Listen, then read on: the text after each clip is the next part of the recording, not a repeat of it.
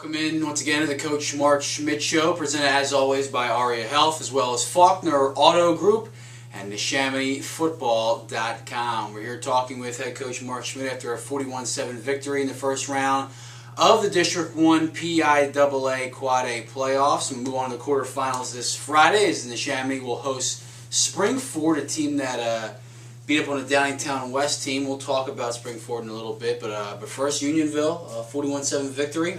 You mentioned frustration was a key word in the first half, but it seems like you guys really turned it on in the second half. Yeah, offensively, I thought it was, Matt. I mean, we weren't on the same page, and we had a couple key penalties that kind of stalled some drives, and called back some first downs, and then once or twice we didn't execute like we should. But the defense hung in there and played tough, and we were able to get one. And then, Springford they have a very impressive passing game. We did a nice job with their run game, but they did a really good job throwing the ball and creating a couple problems for us with that. But we settled down a little bit, and I think we had about 6 or 7 or 8 penalties in the first half, and both sides, and a couple crazy ones, and just kind of made it 7-7. Got in the locker room, and when you're at this point in time, it kind of comes down to everybody just kind of relaxing and playing. We knew we could play better, and to our guys' credit, we made a nice stop, knocked it in, and had a good, big hit on a kickoff, and got the ball back and knocked that in, and so that was kind of cool, and then had a real nice interception, and our defense just kind of bowed their neck at the second half there, and we settled down and played better.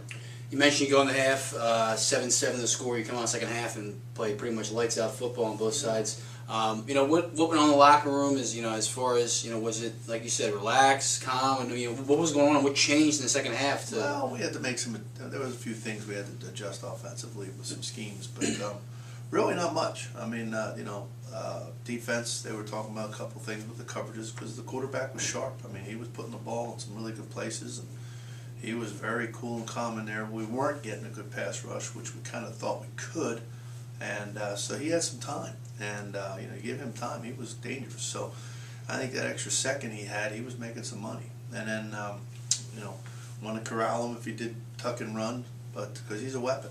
And but the defense, like I said, played great. Had 2 or 3 nice fourth down stops, and big turnover there. We banged it in, and pretty much put the game out of reach. And then offensively, I think the offensive line just started to stay on people, and instead of a half, they got a hole, and then DeAndre, and Denny, and I thought the running backs all did a good job blocking. Chokin got a real nice run there at the end, so it kind of shows that we've got a couple other guys that can do some stuff. And, we're not sexy, but we just try to do our thing.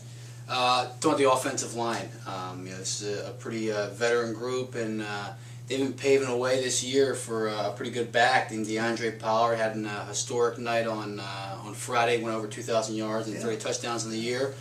Pretty cool to know that offense. You mentioned it's not the sexiest group, but you come on out and you do what you can, and before you know it, DeAndre's got 2,000 yards. So that's pretty neat. Well, they work hard, and I think that's important. They work real hard. Cook in the middle is a guy that's been there and done that. When he settles down and plays well, and sets the fronts and stuff, and kind of starts in there.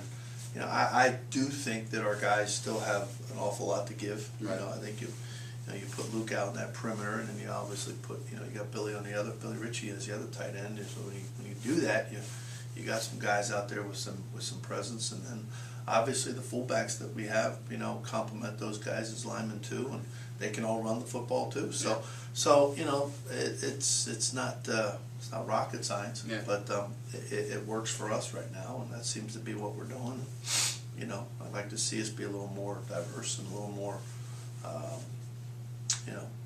maybe I guess balanced, but that hasn't been the case lately. DeAndre Pollard, at what point in the year did you think, man, this kid's very special as a junior? Well, when he started making a couple of those runs, real nice. When he started just kind of, when you just saw him understand the scheme and make a couple real nice moves and then go. He's not a sprinter, but he's not slow. Right. And but he's a good back. I mean, he's starting to get it, and he understands what we're trying, what the defenses are trying to do, and how people play and cut back lanes, and and he's not out there freelancing, right. And which is a credit to him. And every day he comes in with a smile, and every day he looks down and listens to the coaches and watches the films, and he's realized that he's being called on, and I mean, that third touchdown he had there, where he really went up in the middle and cut across the grain, a couple big guys had him, and he set his feet down, really set his hips down, and made him miss, and then banged it in. That was probably his best run of the year. Another guy stepped up defensively that maybe wasn't a mainstay. We've talked about him in weeks prior, and I don't know what to call him, whether it's Boniface or JR. He said, "Call me JR." I don't know what to call him, but stepped in really nice on Friday. He did, I mean, that's kind of, early in the year, JR wasn't ready, but we knew JR had ability. JR has good ball skills. That he's a point guard on the basketball team. He's not he's a tall guy. He's got good range, and they knew they were throwing the ball. And we have some guys in that secondary that are a little more run conscious. And we got some guys that'll come up and hit you, and we got some other guys hopefully that'll cover. So we can kind of mix and match a little bit in there, and they got a little pet. And when they really started throwing the ball a lot, we put JR in there, and JR was was able to really kind of do a great job, and I'm proud of him. There was a time there where he wasn't sure if football was his deal. He wanted to kind of concentrate on basketball. I said, if you hang in there and trust me, hopefully you'll realize football will make you a better basketball player. Yeah, sure. And he came up to me and smiled on his face with his hat on last week, and he said, "Coach, I understand now." Good. And it just gives him confidence, and he's now. That just gives us some more depth and some more guys we can count on in that secondary. Because spring forward certainly likes to air it out a little bit too. So we better be ready for it. A guy on defensive line that we talked about a little bit, stepped up I think a lot. People get banged up, and he comes in, a little bit of mainstay on the offensive now and defensive side of the ball. Dan Johnson, a guy that doesn't really say much. I know is mentioned as one of the smartest guys probably on the football team academically. But plays a really good role for you guys offensively and defensively. Dan gives everything. I mean, he's a good guy. We've got to do a better job of giving him some breaks, though. I mean, he's not 280, 290. He's about 235. Right. And taking on those big tackles and stuff with the strong side, that's hard. And I think we've got to do a better job here this week of keeping him, a little more fresh, because I think we got him worn down a little bit. Ever since Mike bummed up his hand. Mm-hmm. He has to wear that cast and stuff, and his effectiveness is getting better and better every week because he's learning how to use it. Right. And it's definitely improving. And but Mike's a guy that that'll settle back in. They're both tight, tight friends and such, and they complement each other. And Shane Corbett's another kid in there that's got to help out for us and do more as that strong side. Well, we'll see all of them and more on Friday night as Neshaminy rolls on the playoffs, taking on Spring Ford in District 1 Quad A quarterfinals, a game you can hear on WBCB1490.com and also can see here at Harry E. Franks Memorial Stadium. When we come back, we'll talk about the Spring Ford Rams right here on the Coach Mark Schmidt Show, presented by Aria Health, NeshaminyFootball.com, and Faulkner Auto Group.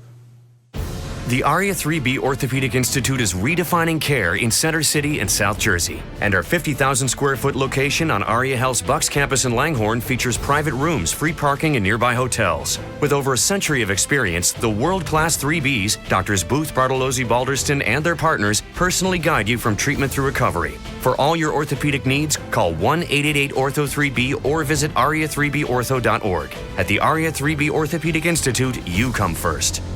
The Mark Schmidt Show is brought to you in part by NeshaminyFootball.com, a proud supporter of Neshaminy football. Whether it's 2013 team information or look back at Neshaminy's 85-year football history, make it NeshaminyFootball.com. If you are looking for a new car, where do you go? Faulkner Auto Group at 4427 Street Road in Trevose is where to go. For the best deals in Bucks County for all of your new or pre-owned cars, trucks, or SUVs, go to Faulkner Auto Group. It is always Faulkner to be sure. You can also always go to www.faulknerautogroup.com. Just remember, this year it's Faulkner Auto Group for your new car or truck. 4427 Street Road in Trevose to be sure. Faulkner Auto Group, 215-364-7720. Faulkner Auto Group, a proud supporter of Neshaminy High School football. All right, welcome back into the Coach Mark Schmidt Show, presented by Aria Health, NeshamityFootball.com, and Faulkner Auto Group. And we mentioned going to the break, Springford Rams, calling up a team that a couple things the same. You guys both last year got knocked out by Coatesville in District 1 playoffs. Yeah. And this year, your common opponent, Downingtown West, they beat them last week in District 1. You guys beat them earlier in the year. What do you see on tape when you look at the Springford Rams? See a very good football team. They're dynamic. Defensively, they're tough. Their front is experienced and very active. Got good linebackers, a very athletic secondary. And then offensively, I think it probably, the complementary, they've got the big wideout, who's a threat, but they've got two other guys that can really run and catch. And then obviously Jones. I mean, he's the running back is just terrific. The 2 games he didn't play were the 2 games he lost. Yeah. So he's playing this week. So we've got to be ready for him. He is very good. He's a good sized young man. He's fast.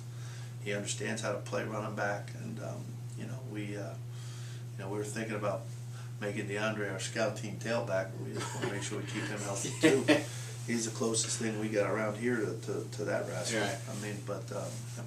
He runs hard, catches the ball well out of the backfield. I think they've got a good team. Their coach is a guy that likes to be diverse, and they come out with a presence and they fly around. We're seeing now in playoffs, we saw it against Unionville, now this week in Springford, the teams that like to air the football out now, out in that Chesapeake area and now Royersford and stuff. How much different a mindset is, because, the last 2 weeks of this football season, in a small sense, you were getting used to teams that you're going to just kind of punch in the mouth, and now you're seeing teams that want to beat you through the air. Yeah.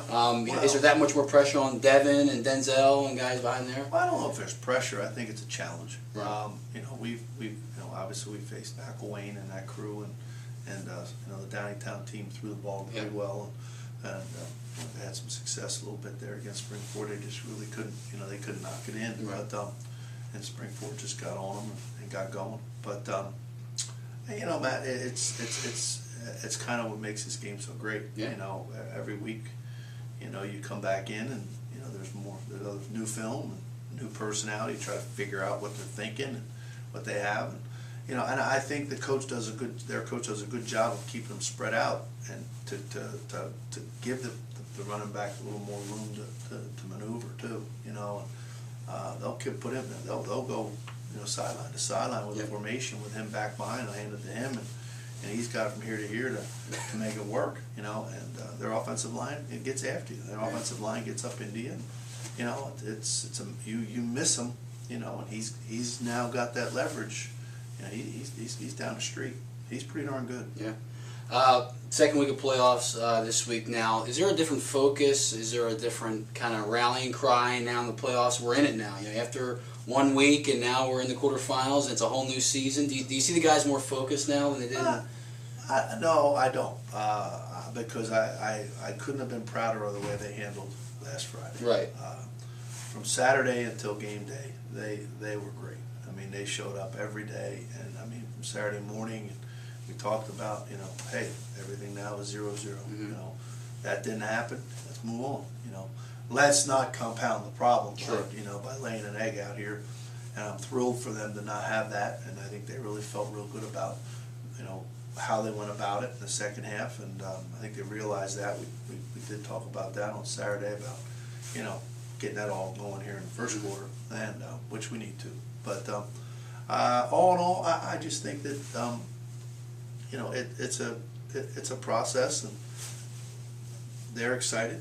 We had the same kind of workout yesterday, and we had the same kind of attendance and effort Saturday, and film session was good yesterday. We didn't have school, and we kind of worked with them a little bit on some stuff and introduced.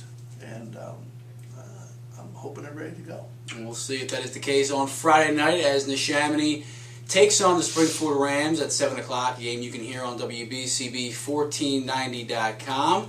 And it'll also be here live at Harry E. Frank's Memorial Stadium. So come on out and support your Neshaminy Redskins. And this is the Coach Mark Schmidt Show. This is our favorite part of the entire show. I mentioned to you on Friday, new Jimmy the Greek. You come in, you pick two one was definitely an underdog. The other one sort of was in Baylor. You go 2-0, but you didn't care on Friday. You said, Matt, I just want this win. I was trying to compliment you for a nice Thursday doubleheader, man. I don't need any. It was a pretty cool Thursday night football, wasn't it? There's still $2 in my pocket that I had on Friday. I don't put any money. Now, did you stay up and watch those games on Thursday? Not much. I watched half of it. Okay. You know, I was kind of tired by Thursday. Sure. But, I did want to see the Stanford game, and I enjoy that coach, and I really like his approach, and I like what they do on both sides of the ball. They're tough and aggressive. You know, that's cool. You may see some wrinkles here on Friday. Wrinkles. This week we'll go to the NFL. We got NFL. your Philadelphia Eagles taking on the Washington Redskins, a rematch of Week 1. Eagles came out like the SmackDown, and now they host the Redskins in a huge NFC East game. Who you got? Well, hey, stay with the hot hand. I mean, I'm happy that Foles was able to, withstand the beating of the Philadelphia press and public after the Cowboys game. That's a heck of a testimony to a guy 2 weeks in a row to go out there and just turn.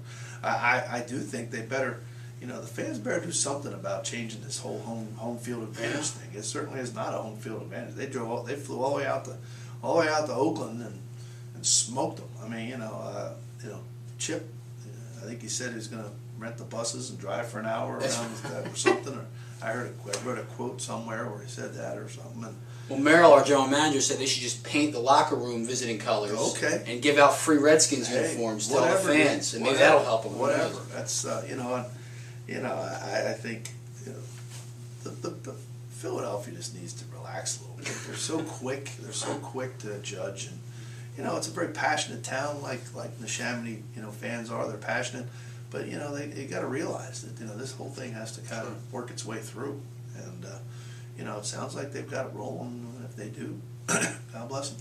So we go Eagles, and then we also got a pretty big NFC tilt down in New Orleans. Niners taking on the New Orleans Saints. Wow. One high-power offense looked very good Sunday night. Yeah, man. Niners reeling a little bit to Jim Harbaugh, another guy I know you are a real fan of. Who you got?